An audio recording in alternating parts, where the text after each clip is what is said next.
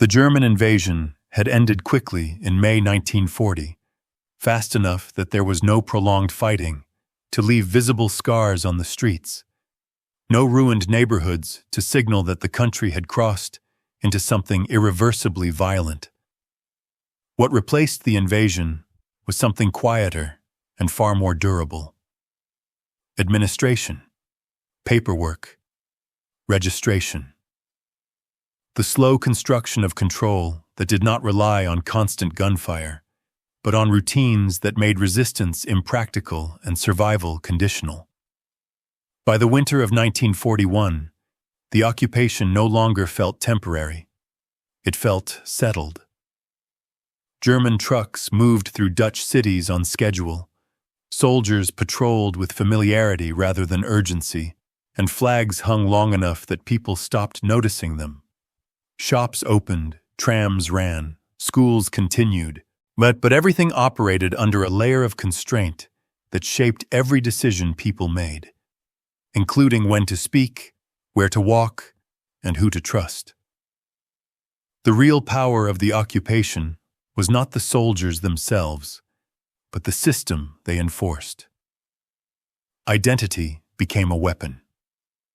From April 1941 onward, Dutch citizens over a certain age were required to carry identity papers that included photographs and fingerprints, documents designed to be difficult to forge and easy to check, allowing any patrol to stop someone and decide, within minutes, whether that person belonged or did not. There was no need for warrants or suspicion.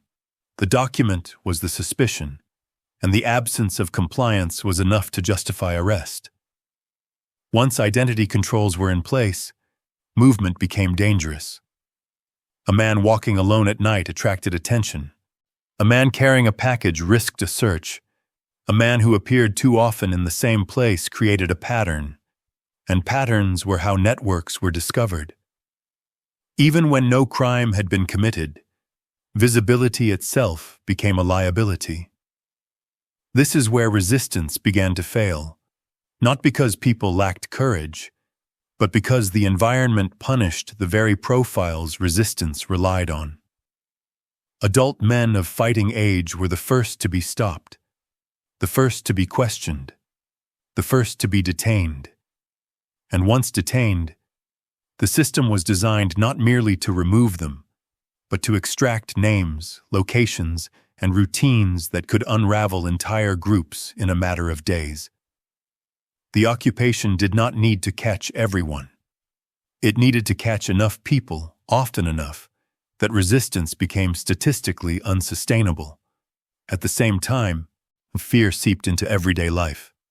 Arrests happened quietly. People disappeared without announcements. Jewish families were increasingly isolated, identified, and targeted through measures that hardened after early acts of protest were crushed. Most notably, after the February 1941 strike in Amsterdam was met with swift and brutal suppression. After that moment, the message was clear. Open resistance would be punished, not negotiated with. Collaboration made the system even tighter. Dutch Nazi organizations and informants provided local knowledge the Germans lacked, turning neighbors into surveillance points and personal grievances into political currency. Some collaborated out of ideology, others out of fear, others because the system rewarded cooperation and punished hesitation. In that environment, trust eroded quickly, as silence became a survival strategy. For resistance groups operating in cities like Haarlem, this produced a harsh reality. Operations did not fail because plans were bad. They failed because men could not move without being seen. Couriers were stopped. Messengers were searched.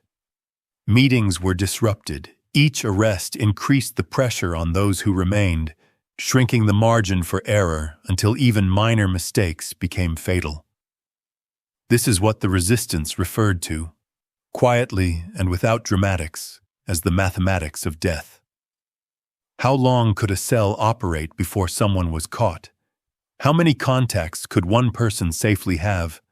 How many times could a message be delivered before it created a recognizable pattern? How many losses could a network absorb before it collapsed entirely? These were not philosophical questions. They were practical calculations made by people who understood that failure did not come all at once. It came incrementally, one arrest at a time. And within that calculation, adult men became the most expensive resource. Men were visible. Men were expected to act. Men were assumed to be dangerous. And because of that, men drew scrutiny whether they had done anything or not. The occupation hunted what it recognized, and it recognized men. What it did not recognize, or refused to recognize, was danger that did not announce itself in familiar forms. Nazi ideology carried its own blind spots, and one of the most consequential was its view of women and children. They were categorized as passive, apolitical, harmless, part of the background rather than participants in history. Violence, in the German imagination, came from men with weapons, men with training, men who opposed authority openly. Children existed outside that framework. That belief was reinforced by experience. Every successful arrest of a male resistance fighter confirmed it. Every raid that turned up weapons carried by men strengthened it. Every checkpoint that stopped a suspicious adult but waved through a family made it feel accurate. The system worked, as far as the occupiers could tell. But systems that work too well tend to stop questioning their assumptions. In Harlem, this created a strange contradiction. The city was saturated with control, yet certain people moved through it without friction, not because they were protected, but because they were ignored. Children ran errands. Girls cycled through streets carrying food. Teenagers passed checkpoints without documents being checked, but because no one imagined they mattered. That invisibility was not symbolic. It was operational. While men adjusted their behavior to avoid attention, lowering their voices, changing routes, meeting less often, children continued to move naturally, their movements blending into daily life so thoroughly that they disappeared into it. The occupation did not need to stop them, so it did not. This was the killing ground, not a forest or a battlefield, but a city engineered to catch visible threats while leaving unseen ones untouched. It was a place where power had become confident enough to be careless, where routines replaced vigilance, and where danger was defined so narrowly that anything outside that definition passed freely. By the end of 1941, resistance leaders understood that unless this imbalance was addressed, their networks would continue to shrink, not because they lacked will, but because they were operating inside a system designed to expose them. Survival depended on finding operators who did not look like operators, carriers who did not look like couriers, and weapons that did not look like weapons. The occupation had solved the problem of men. It had not considered the problem of children. And in a war where control relied on predictability, that blind spot did not remain theoretical for long, because the resistance did not need to invent such an asset. It already existed, moving through the city every day without friction, without scrutiny, without a place in the enemy's imagination. In 1941, Freddie Oversteegen was 14 years old, small for her age, narrow-shouldered, with a face that still belonged unmistakably to childhood, and her hair often worn in braids, because that was how girls wore it, and because nothing about her appearance suggested urgency, threat, or intent. On the street, she blended naturally into the background of occupied life. One more child moving between errands, one more figure the occupation had no reason to register. Her childhood had not been sheltered. but it had been ordinary in ways that mattered. Poverty shaped her early years, not ideology, and instability was familiar long before the Germans arrived. She did not grow up expecting protection, which meant she adapted easily to uncertainty. What she did not grow up with was a desire for violence, or a fantasy of resistance, or any illusion about what war looked like when it moved into daily life. That understanding came gradually, through proximity rather than instruction. Her mother, Truus Oversteegen, did not treat the occupation as a political abstraction, and she did not raise her daughters to wait for someone else to decide what was right. When Jewish families began to disappear, when arrests increased and fear settled into the neighborhoods around Haarlem, Truus responded the only way she knew how, by sheltering people who had nowhere else to go, by refusing to cooperate quietly, by choosing action over safety even when safety would have been easier to justify. That decision shaped Freddie long before she was ever asked to carry a weapon. The house was never entirely safe, and Freddie understood that without needing it explained. She learned early how silence worked, how adults spoke in fragments, how people arrived late at night and left before dawn, how danger did not always announce itself with noise. She also learned that fear did not stop events from happening. It only determined who survived them. Outside the home, the occupation pressed in constantly. German patrols moved through streets with the casual confidence of men who believed themselves permanent. Posters appeared, regulations multiplied, names vanished from doors, and were not spoken aloud afterward. Life continued, but always with the knowledge that it could narrow suddenly, that a routine walk could become an interrogation, that an identity card could become a trap. Freddie watched all of this without comment, absorbing patterns rather than reacting to individual moments. She noticed which neighbors stopped going out at night, which men no longer walked alone, which streets emptied when patrols approached. She noticed how adults adjusted themselves, and how visibility became something to manage rather than assume. At the same time, she remained visibly young. That mattered in ways the occupation never calculated.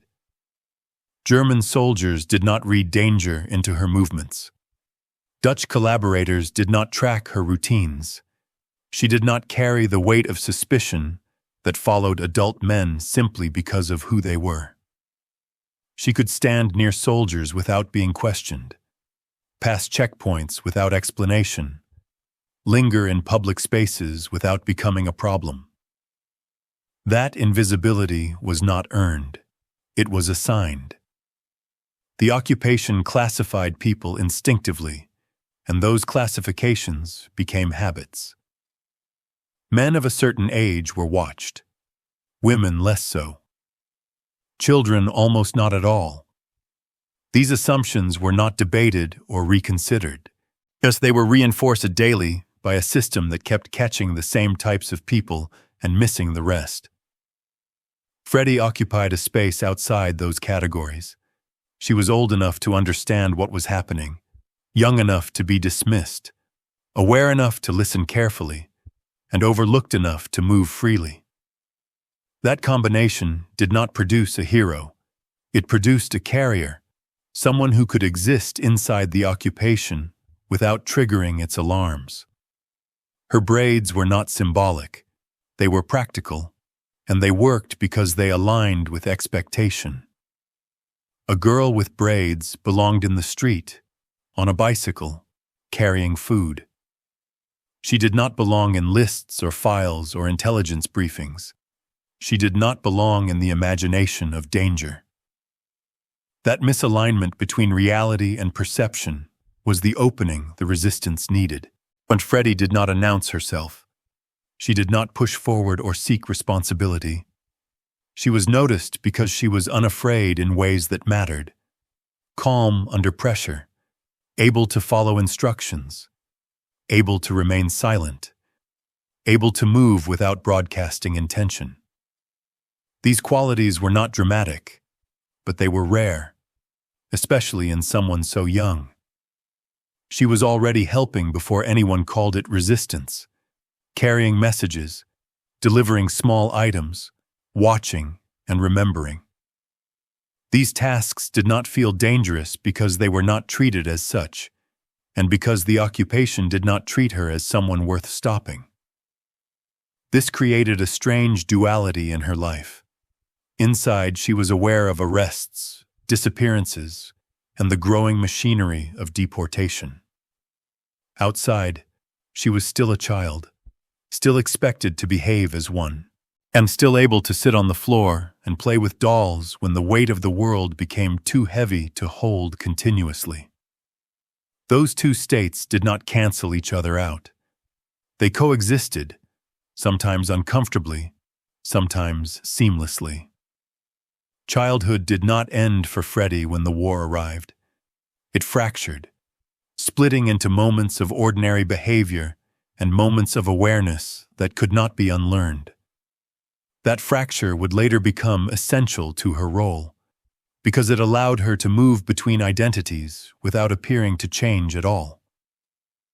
The resistance did not see this immediately. No one was searching for children to solve adult problems.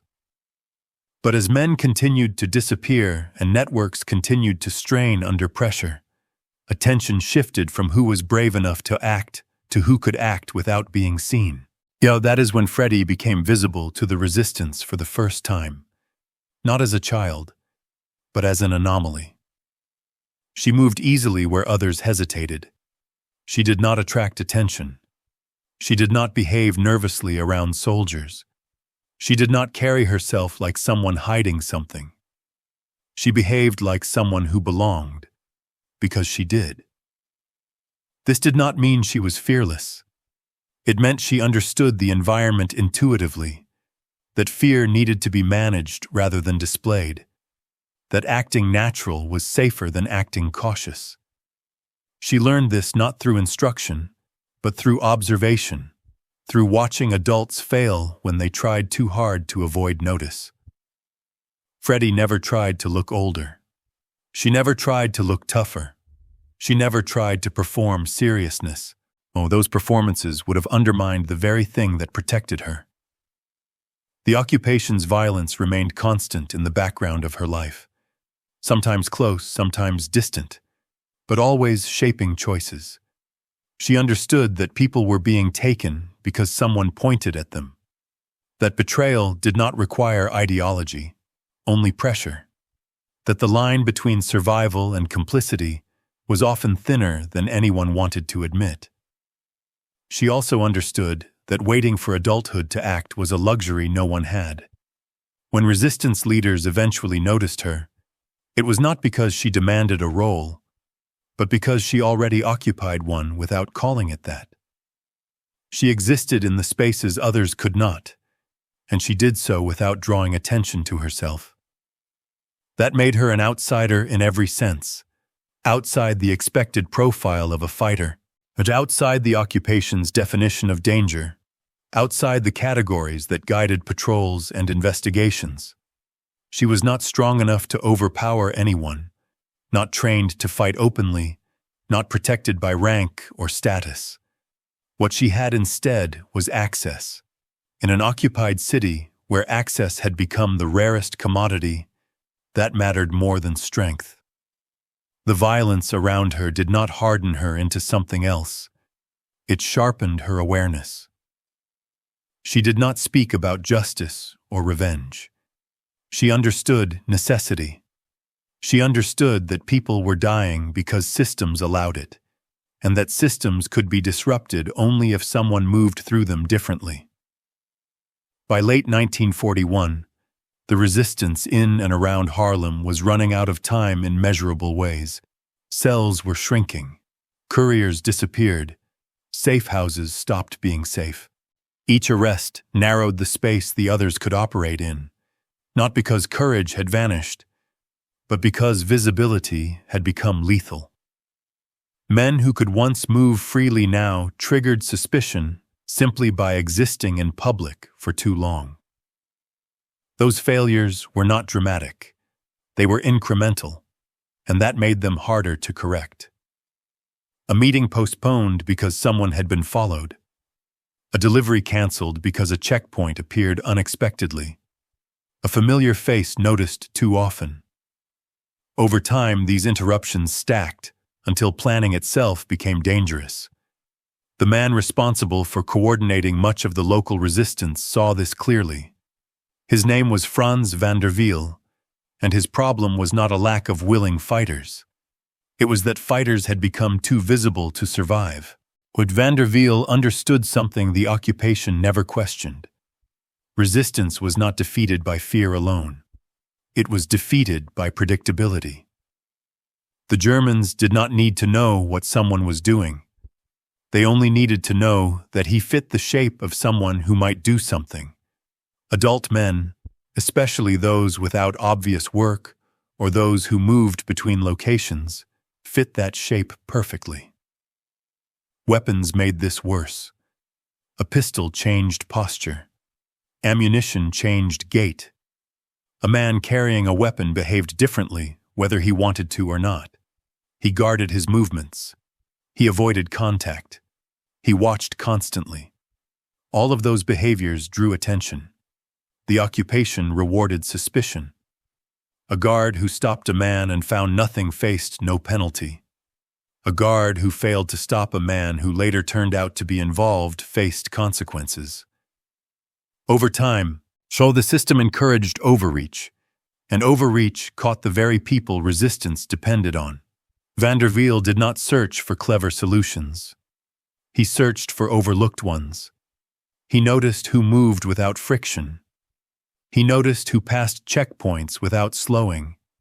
He noticed who could carry items without being searched, who could enter and leave spaces without creating a pattern. The answer was not hidden. It was visible every day, precisely because it was ignored. Children moved freely, girls most of all. They cycled through streets with baskets full of food. They entered shops without question. They lingered without raising suspicion. Their presence did not demand explanation. Their movements were accepted as part of daily life.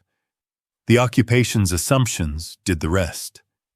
Women were not viewed as political actors.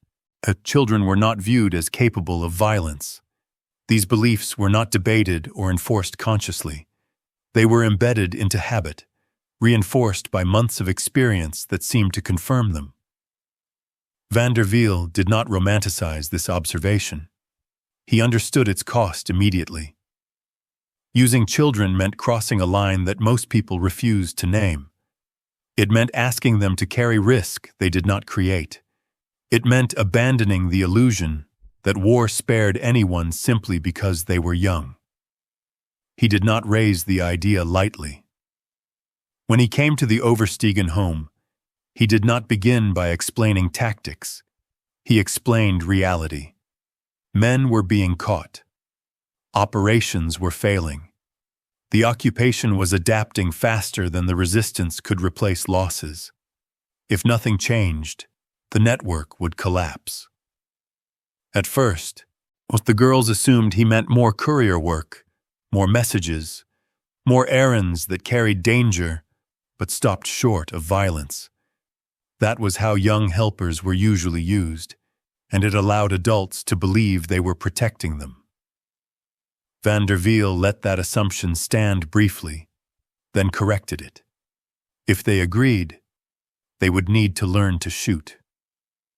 The statement landed without drama. There was no speech about heroism, no appeal to ideology. He described it as a requirement, not an opportunity. The resistance needed people who could remove collaborators and officers without exposing the network. That meant killing. There was no way around it. He did not minimize the risk. If they were caught, they would not be treated leniently because of their age. They would be interrogated, and interrogation meant torture. But their youth would not save them once their role was understood. What he offered instead was honesty.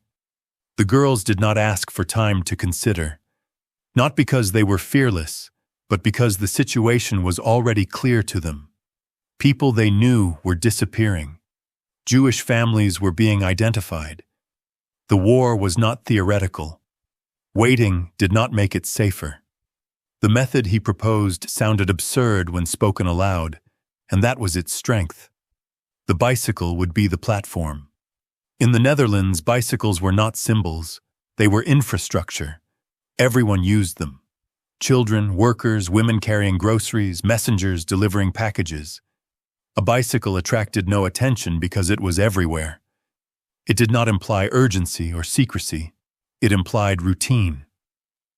The bicycle basket was even better. It existed to carry ordinary things, bread, vegetables, newspapers, and because of that, it was rarely searched. A soldier might glance into it. He would not dig through it unless something already felt wrong. Nothing ever felt wrong about girls on bicycles. The idea was not to outrun patrols or evade pursuit.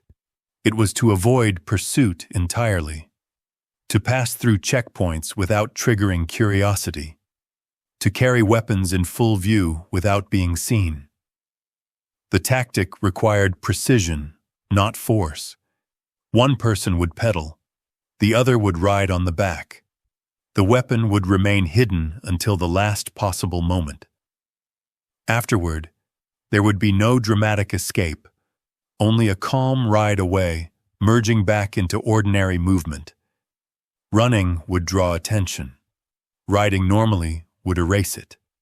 Van der Wiel tested the idea mentally before testing it operationally. He imagined checkpoints. Guards leaning on rifles, bored, inattentive. He imagined taverns filled with smoke and noise, soldiers relaxed, distracted. He imagined how suspicion operated, and more importantly, how it did not. Everything depended on the occupation's refusal to imagine danger in that form. Training began quietly and away from the city. There were no uniforms, no drills that looked like drills. Shooting practice took place in agricultural outbuildings where noise could be explained and questions avoided. The weapons were chosen for concealment and reliability rather than power. The girls learned quickly, not because they enjoyed the process, but because they understood its stakes. There would be no warning shots, no second chances. Accuracy mattered because failure would not produce a repeat attempt, only capture. They were taught to treat the act as mechanical rather than emotional, not to deny what it meant, but to survive it. The resistance did not want people who hesitated at the moment of action. Hesitation would be fatal. Equally important was what happened before and after the shot. They learned how to hide a pistol under vegetables, how to wrap it so it did not print through paper, how to move naturally while carrying weight that could not be dropped. They learned routes, timing, how to ride without urgency, how to look bored rather than alert. They learned how to speak. This part was harder than shooting. They had to learn how to respond to attention without encouraging it, how to smile without revealing intent, how to let men believe they were in control. They practiced redirecting conversations, ending them without confrontation, and maintaining the posture of harmlessness that protected them. The performance mattered because the enemy relied on performance too. Authority, uniforms, and routine created an illusion of safety that the girls could step inside without disrupting it. The idea was stupid only if you believed war followed rules about who was allowed to be dangerous. The occupation believed that. That belief was reinforced every day the tactic worked. Men continued to be stopped. Men continued to be searched. Men continued to be arrested. Meanwhile, girls on bicycles passed freely, carrying the means to kill in plain sight. The resistance did not celebrate this. They treated it as a correction, an adjustment to a system that had made itself predictable. The bicycle did not replace other methods. but it solved a specific problem at a critical moment, thus allowing targeted violence without exposing the network that depended on invisibility. For Freddie, the idea demanded something deeper than skill. It demanded control. She had to learn to inhabit innocence without believing in it, to perform normalcy while carrying intent, to move through spaces that would become deadly without letting that knowledge surface. The occupation had solved for force. It had not solved for access, and access, once granted, could not be taken back easily. By the time the resistance was ready to use the method operationally, the logic was already proven. The Germans would not see what they refused to imagine, and the more confident they became in their understanding of danger, the more reliable their blindness would be. What made the method work was not secrecy alone, but arrogance.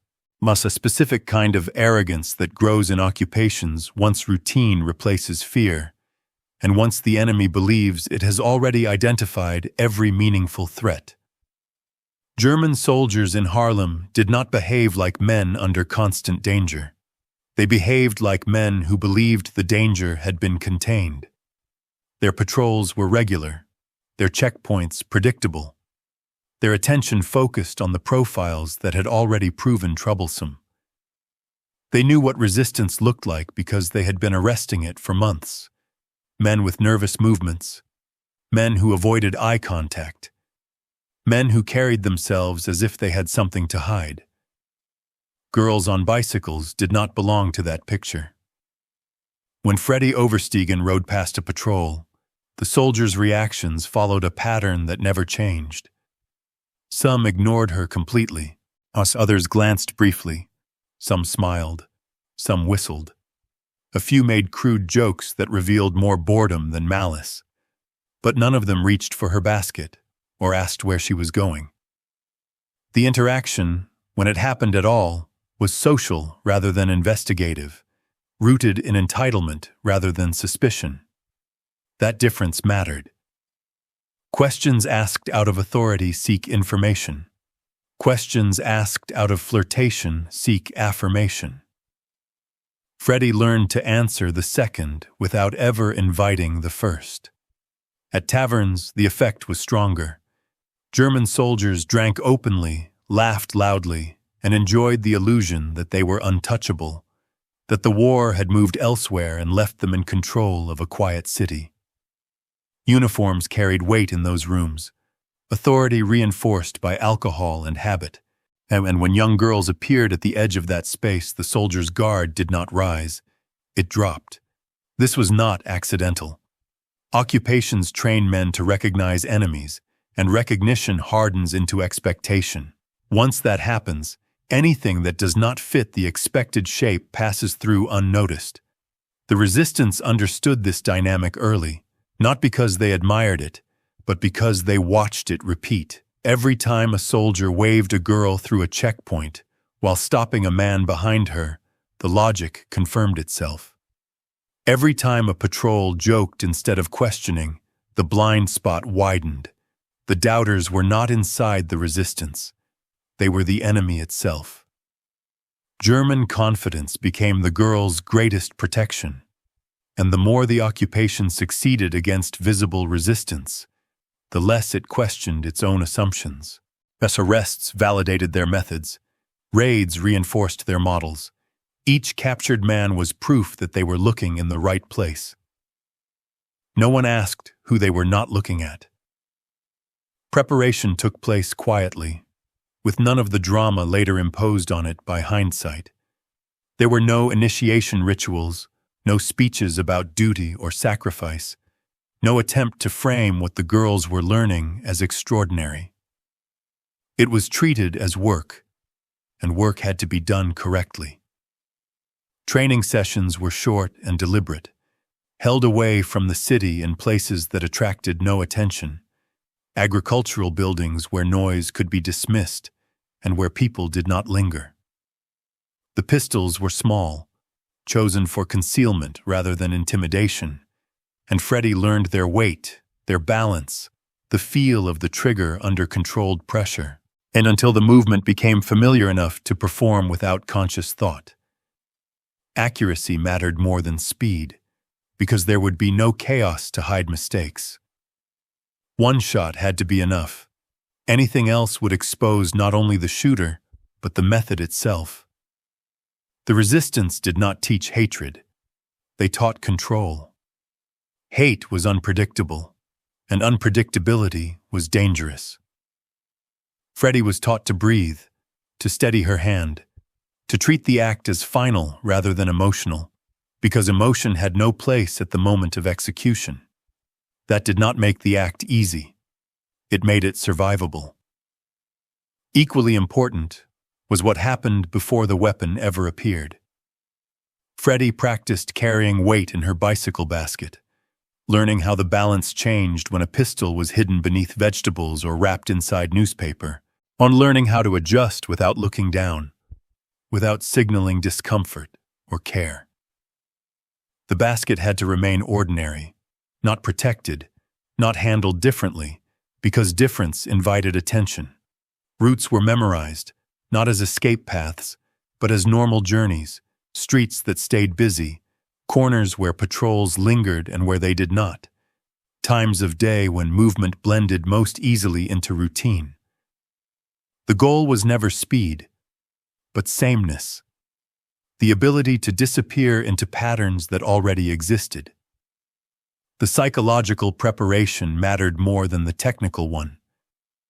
Freddie had to learn how to speak to men who believed themselves powerful, without provoking either suspicion or fear, how to let them talk, how to listen without reacting, how to smile without meaning it. She practiced ending conversations gently, was redirecting interest without rejection, because rejection created memory, and memory created recognition. She also had to learn how to stand next to someone knowing that the interaction would end with a gunshot. This was not taught as moral justification. It was taught as reality. If she could not do it, she would not be used. The resistance did not pressure her to pretend otherwise. They needed certainty, not bravery.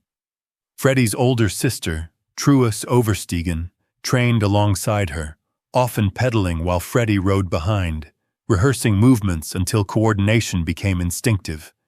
Distance, timing, posture, all of it mattered, because the operation depended on appearing uncoordinated while functioning as a unit.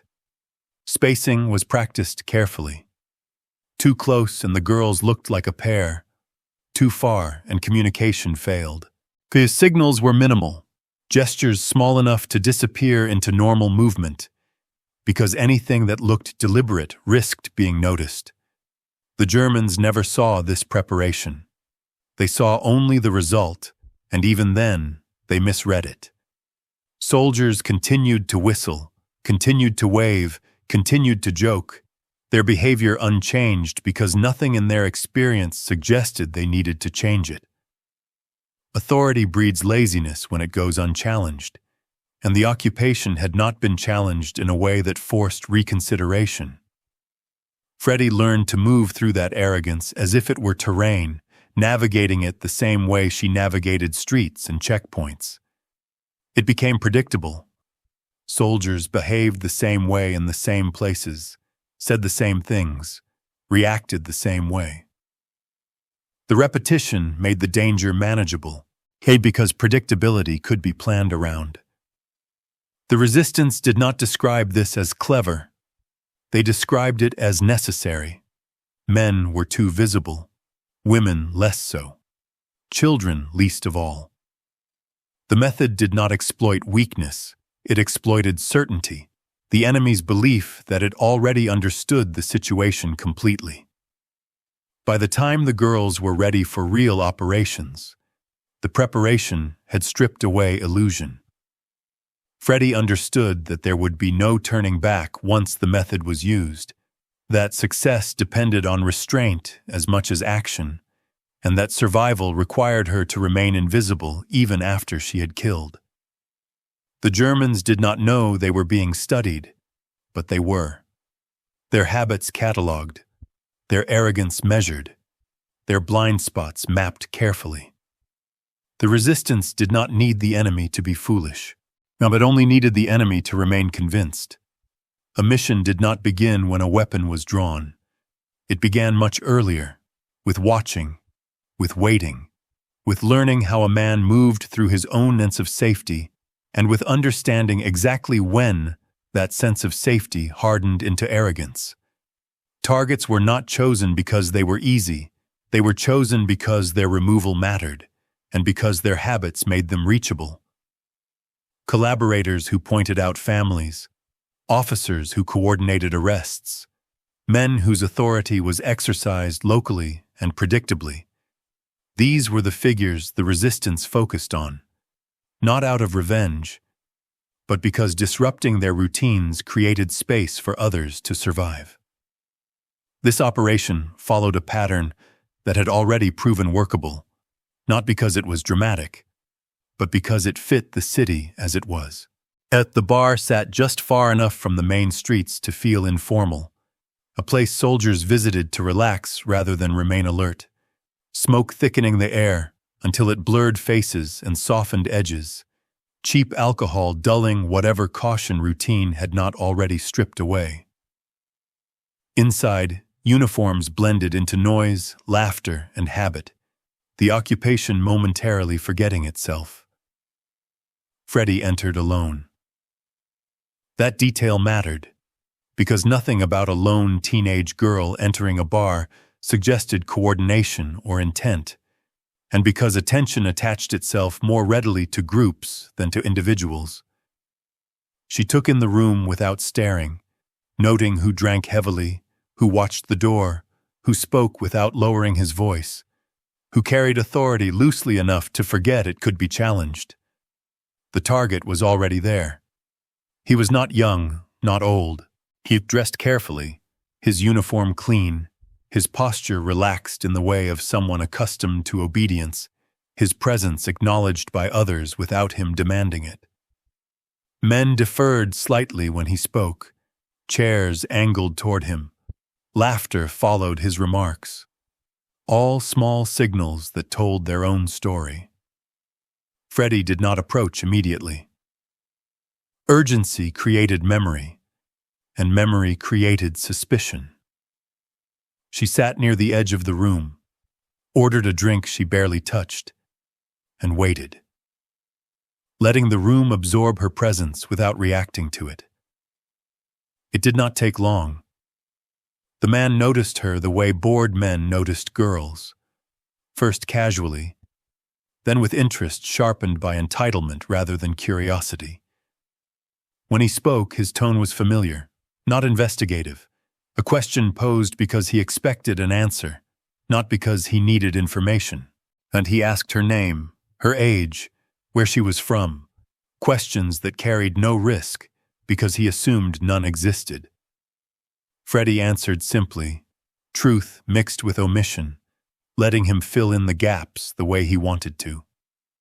She smiled when appropriate, laughed lightly when expected, asked nothing that mattered, allowing him to talk, because men who talk feel in control, and control lowers guard.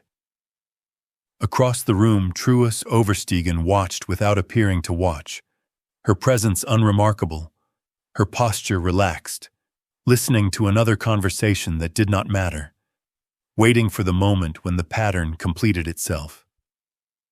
The invitation came naturally, a suggestion framed as privacy, a walk for air, a chance to speak without noise, the sort of offer that felt inevitable rather than planned.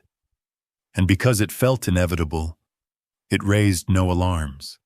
Freddie hesitated just enough to make acceptance feel earned, then agreed, her expression revealing nothing beyond mild interest. They left together.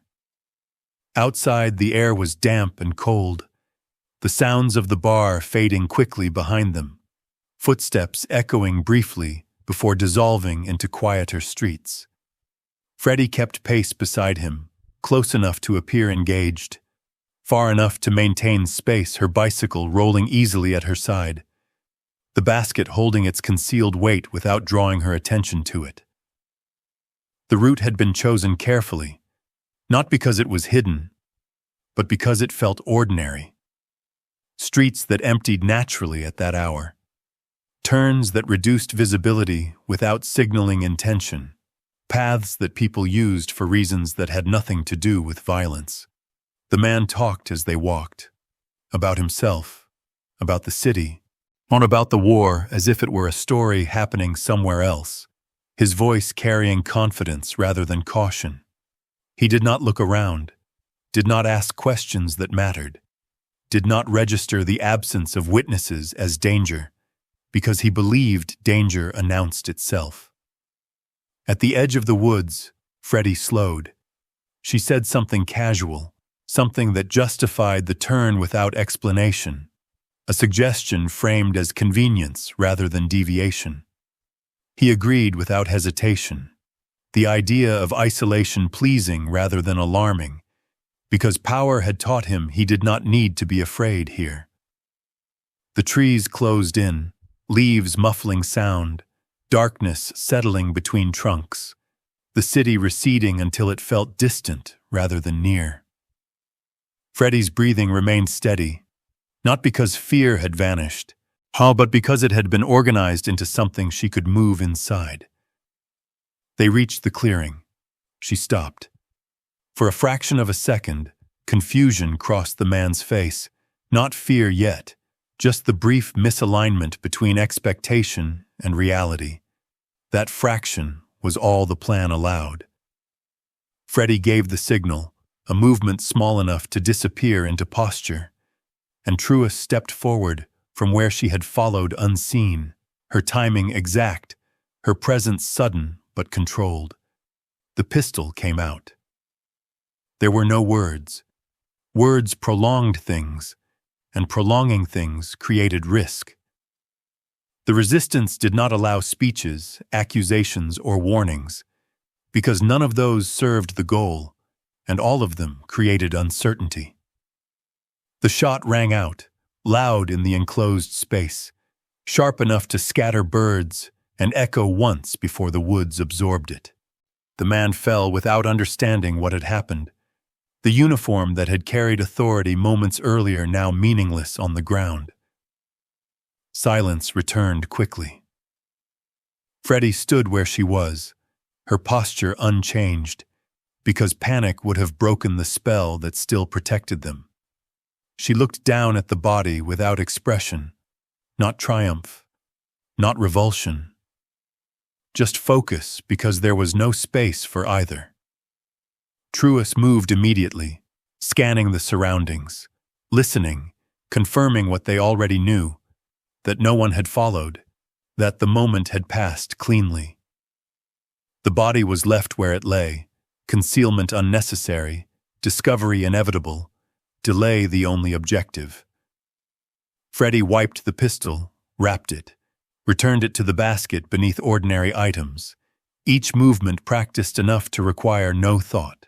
But practice mattered because thought invited hesitation, and hesitation invited mistakes. They walked back to their bicycles calmly, mounted them without urgency, and rode away at a normal pace, not fast enough to suggest flight, not slow enough to invite notice. Just two girls leaving a quiet place the same way they had entered it. By the time German patrols reached the woods, the girls were already back inside the city, merging into streets that looked the same as they always had, passing checkpoints that had no reason to stop them, nodding at guards who smiled or waved or looked past them entirely. The occupation responded the way it always did. They found the body, noted the clean shot, the lack of struggle, the absence of witnesses, and began constructing a narrative that fit what they believed they knew. They searched for men, for resistance fighters, for commandos, for outsiders, for anything that matched their understanding of threat. They did not consider the girl who had smiled in the bar. For Freddie, the ride home was heavier than the act itself.